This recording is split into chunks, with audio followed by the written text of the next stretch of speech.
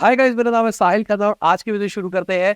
सबसे पहली न्यूज है उबर की। तो उबर ने finally first ever operating profit report किया है पिछले 14 सालों में। यहां हम बात कर रहे हैं $326 मिलियन के प्रॉफिट की, और पिछले साल से अगर यही सेम क्वार्टर कंपेयर किया जाए $2.6 बिलियन का लॉस था, है ना। अब इस बात को सेलिब्रेट करना चाहिए या फिर कहना चाहिए कि भाई ठीक है, 12-13 साल के अंदर तुमने इतना प्रॉफिट दिखा भी दिया तो कोई बड़ी बात थोड़ी ना कर दी। अब इसी का कॉपी पेस्ट कंपनी इंडिया की बात करके चले, ओला की। तो ओला की वैल्यूएशन वैनगार्ड ने घटा दी है और हम बात कर रहे हैं यहाँ पर 50% से ऊपर रिडक्शन की।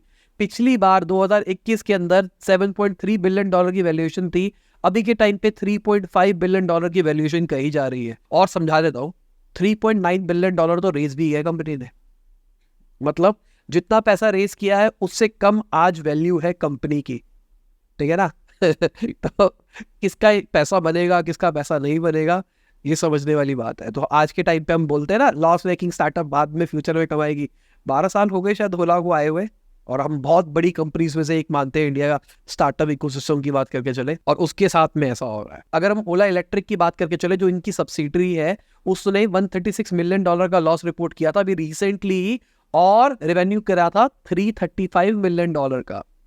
ठीक है, इतना पैसा कमाने के लिए इतना सारा लॉस करना होता है। पर इसके लिए अगर पॉजिटिव साइड देखी जाए तो भाई मार्केट शेयर ओला इलेक्ट्रिक का बड़ा है। अभी के टाइम पे 32% मार्केट शेयर है ओला इलेक्ट्रिक का, जो कि अच्छा दिखाई देता है। इतना बड़ा मार्केट शेयर है, फैक्ट्री लगाने में खर्चा किया है। मुझे लगता है ओला इलेक्ट्रिक सही जा सकता है। और मैं आज भी बोलता हूँ, ओला का जो आइडिया है ना, वो बेकार नहीं है। उबर ठीक है, प्रॉफिट नहीं कमा रहा, उतने सालों में आज कमाया है। अगर हम ओला की बात करके चले, वो भी नहीं कमा रहा है, ऐसा कर रहा है वैसा कर रहा है। पर मुझे लगता है, मैं अपनी पर्सनल बात कर रहा हूँ, मुझे तो लगता है कि लोगों का पैटर्न चेंज हुआ है इसकी वजह से। आज कैब बहुत एक्सेसिबल हो गई, जितनी पहले नहीं हुआ करती थी। कंपनी पैसे नहीं कमा रही है, ओला के ड्राइवर कैंसिल कर देते हैं, बहुत सारे इश्यूज है। मैंने जब अभी तक गाड़ी नहीं ली थी, अभी जो मैंने गाड़ी ली है मेरी पहली गाड़ी है। उससे पहले हमारी पूरी फैमिली की एक ही गाड़ी थी। कभी कोई लेके गया हुआ तो लेके गया, मैं तो स्कूटी वाला बंदा था। मेरा मानना था कहीं जाना है तो कैब कर लेंगे, ज़्यादा सस्ती पड़ती है। क्योंकि मैं ऑफिस से अप डाउन करता था स्कूटी के अंदर, और कहीं बाहर जाना होता तो कैब ले लेते, और बाहर जाना होता तो फ्लाइट ले लेते थे। इतनी टेंशन मैंने पाली नहीं थी।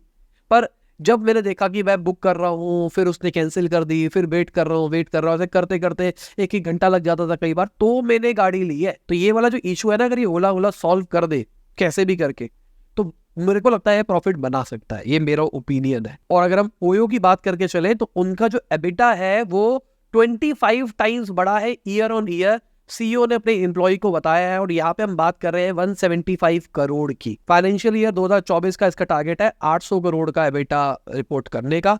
अभी इन्होंने अपना आईपीओ फाइल करने के लिए भी कहा था, फिर वापसी कर दिया, फिर अब दोबारा से कर रहे हैं। तो अब इनका आईपीओ भी आने वाला है। बाकी जो इन्होंने बिजनेस मॉडल रिवैम्प किया है ना, अगर मैं ओयो की बात करके चलूँ, तो वो बहुत सही है। एक दिन के अंदर एक कमरा 5 बार 6 बार चढ़ा देते हैं, तो पैसा तो बनेगा ही। समझने वाले समझ रहे होंगे। तो इन्होंने एक अच्छी सी पोजीशन ढूंढ ली है, कॉलेज इंस्टीट्यूट्स के आसपास में लगाया जाए, और एक ही रूम को दिन में 5-5 6-6 बार रोटेशन करी जाए। क्या बिजनेस मॉडल है। क्या आप जानना चाहते हैं किस तरीके से फेसबुक में फनल्स बनाए जाते हैं, किस तरीके से फनल्स काम करते हैं, और हम अलग अलग बिजनेस के लिए किस तरीके से फनल्स बना सकते हैं? ज्यादा जानने के लिए नीचे लिंक पे क्लिक करें। अगली खबर विनीता जी की है। तो उन्होंने बोला है कि इंडिया जैसी बड़ी कंट्री के अंदर एक बहुत ही रेयर ट्रेट है, वो है रिस्क टेकिंग। बिल्कुल मैं मानता हूँ, आज के टाइम पे लोग जैसी जिंदगी चल रही है उसी जिंदगी में खुश रहते हैं। जो हमारे साथ हो रहा है होता रहेगा, भगवान की इच्छा है। हम बाहर से निकल के कुछ नहीं करेंगे, ये माइंडसेट है।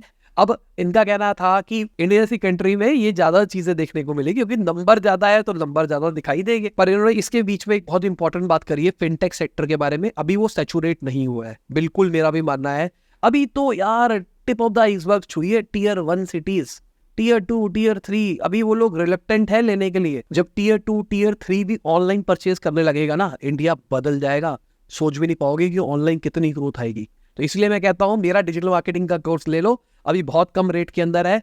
और मैं सीरियसली बता रहा हूँ, मैं एक महीना रुक जाओ, ठीक है, मेरा ऑफिस रेडी होने दो। फिर जैसे ही मैं वर्कशॉप्स करनी शुरू करूंगा, और मेरे को पता है उसके बाद जो वर्कशॉप्स की वीडियो डलनी शुरू होगी, तो एकदम ट्रेंड बढ़ेगा हमारे कोर्स का। उसके बाद मैं रेट बढ़ाता चला जाऊँगा। हो सकता है स्टैंड अलोन कोर्सेज भी बंद कर दूँ, सीधा बंडल लेना है, और वो भी एक्सपेंसिव होता चला जाएगा over the period of time. तो अभी ले लो, ये अपने बंदों को ही बताता हूँ ये वाली बातें, एडो में ये बातें नहीं बताता हूँ मैं। अगर आपको रिस्क लेने से डर लग रहा है तो भाई डिस्काउंट कूपन भी दे रहा हूँ आपके लिए, ठीक है, जाओ डिस्काउंट कूपन है ले लो डिस्काउंट, ठीक है। बाकी हमारी टीम का नंबर है, अगर आपको कोई भी क्वेश्चन है तो टीम से कांटेक्ट करो, बात करो, व्हाट्सएप पे मैसेज कर दो अगर रात को कर रहे हो, आपको कल कॉल आ जाएगी और वो समझा देगी कि क्यों आपके लिए हमारा प्रोडक्ट फिट हो सकता है। अब फिनटेक की बात कर रहे थे तो पेयू की बात कर लेते हैं। तो पेयू भी अपना आईपीओ निकाल सकता है 2024 के अंदर ही। 6 से $6.5 बिलियन की वैल्यूएशन कही जा रही है। फाइनेंशियल ईयर 23 का $400 मिलियन का इन्होंने रेवेन्यू रिपोर्ट किया है। 31% यहाँ पे ग्रोथ दिखाई दी थी। पेयू ने अभी रिसेंटली अपने नए सीईओ भी अपॉइंट करे थे नवंबर 2022 के अंदर। और एक दो न्यूज पहले हमने बात करी थी, जो पेयू के सबसे बड़े इन्वेस्टर है प्रोसेस, उन्होंने अपने कुछ शेयर्स भी बेचे हैं रैपिड को $610 मिलियन के अंदर। अब यहाँ पे परसेंटेज नहीं पता कि किस परसेंटेज वैल्यूएशन के ऊपर दिए गए हैं, पर दिए गए हैं। अगली खबर ईवी रेवोल्यूशन के लिए एक अच्छी खबर है। कर्नाटका गवर्नमेंट ने इंटरनेशनल बैटरी कंपनी के साथ में एक एमओयू साइन किया है लिथियम आयन बैटरी मैन्युफैक्चरिंग का। बेंगलुरु के एक डिस्ट्रिक्ट में बनने वाली है। 8,000 करोड़ की यहाँ पे इन्वेस्टमेंट होगी। 100 एकड़ से ऊपर का यह लैंड यूज होने वाला है।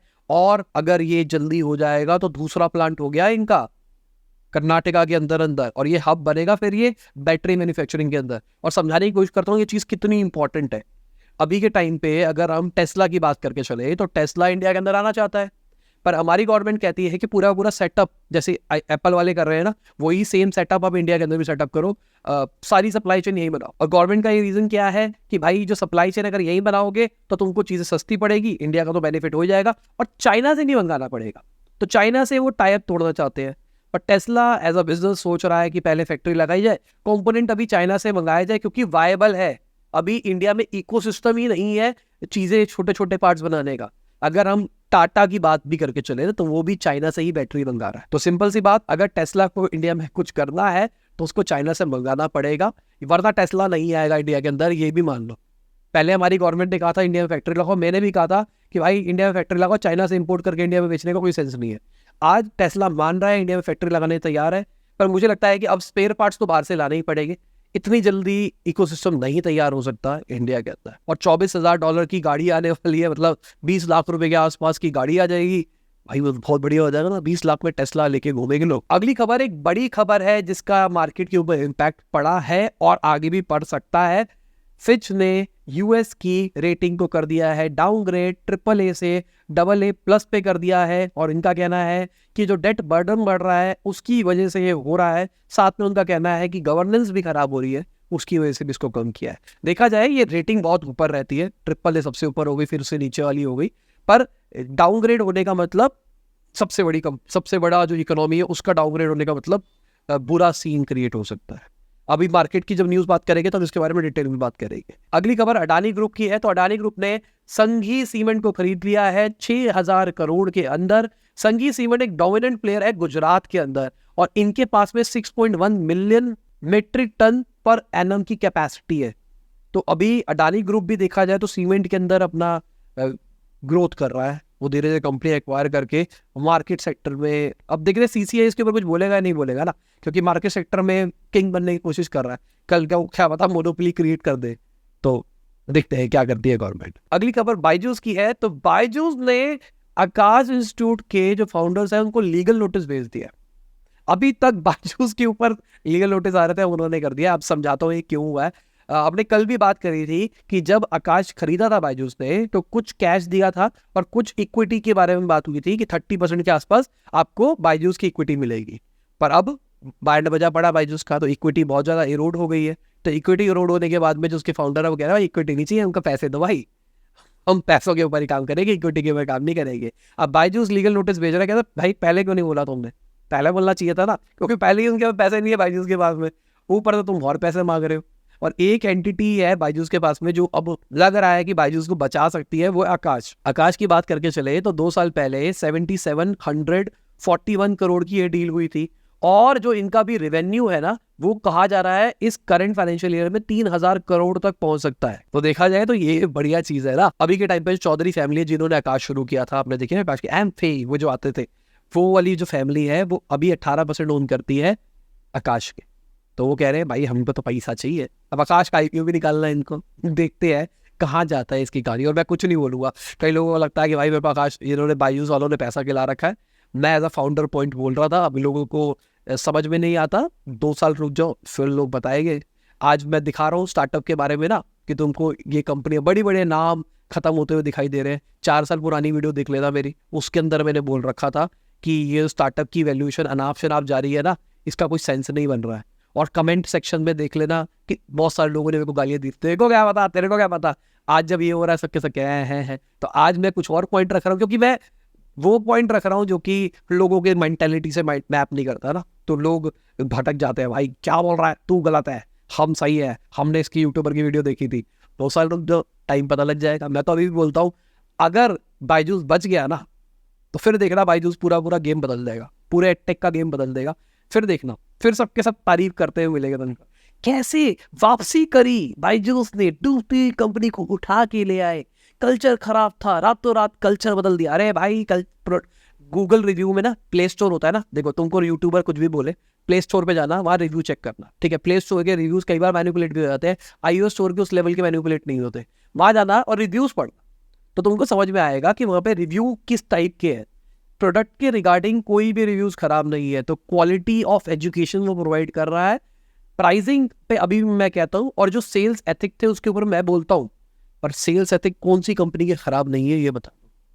ये जो MLM वाली इतनी सारी कंपनियां हैं उनके खराब नहीं है, जो स्टेटस लगा लगा के तुमको गाड़ियां दिखाते हैं उसके नहीं है। चलो छोड़ो, इस बारे में बात आगे कभी नहीं करूंगा मैं, ठीक है। 2 साल के बाद ही करूंगा, जब बायजूस बच जाएगा, अगर बच जाएगा तो फिर बात करेंगे इस बारे में। और जो नया है इस चैनल के ऊपर, भाई सब्सक्राइब कर लो इस चैनल को, लाइक कर दो वीडियो को, और कल वाली वीडियो देख लेना, उसमें समझ में आएगा मैं बायजूस वाली कहानी क्या बता रहा था। अगली खबर HDFC की है। तो HDFC ने $766 मिलियन का प्रॉफिट रिपोर्ट किया है।